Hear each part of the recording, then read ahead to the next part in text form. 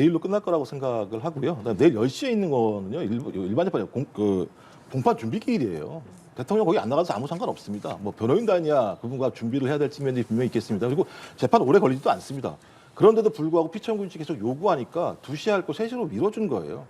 제가 알기로는 오히려 피청구인 측이 요구한 내용에 대해서 헌법재판소가 많은 부분 수용한 측면들이 분명히 있습니다. 근데 그 수용 같은 경우도 아까 말씀드린 평의를 통해서 만장일치를 결정한 내용들이 있는 것이고요.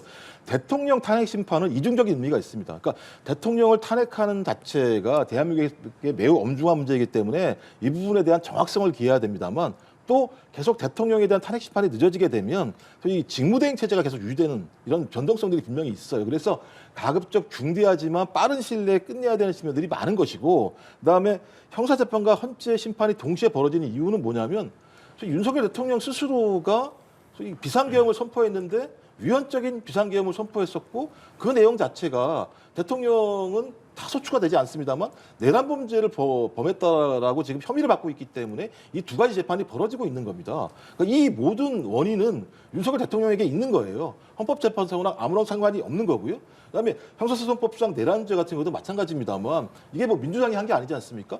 대통령이 임명한 공수처와 검찰, 경찰이 수사를 해서 수사한 이후에 체포영장도 발부하고 구속영장도 발부를 했고 법원이 그 구속영장을 갖다 발부를 해줬기 때문에 구속이 된 상황에서 형사재판이 벌어지고 있는 상황입니다. 저는 이런 모든 원인들이 대통령에게 있는데 그 대통령에 대한 원인을 헌법재판소에 있는 것처럼 프레임을 만들어내는 작업들을 하고 있다라는 생각이 들어서 좀 매우 부당하다는 생각이 들고 속도가 빠르다고 얘기하는데요. 과거에 노무현 전 대통령 같은 경우가 7회 변론 기일이 있었고 그다음에 박근혜 전 대통령 같은 경우가 17회 변론 기일이 있었습니다. 지금 10회인데요. 박근혜 전 대통령 같은 경우는 본인이 직접 나오지 않았습니다. 따라서 상당히 물을 것이 많았을 뿐만 아니라 사건, 그러니까 위법적인 내용들이 너무나 많았었기 때문에 많은 증인들을 불러야 됐기 때문에 이런 일이 벌어졌습니다. 저는 10차 변론기를 한 것이 매우 빠르다라고 말씀하시는 그 근거가 어디에 있는가?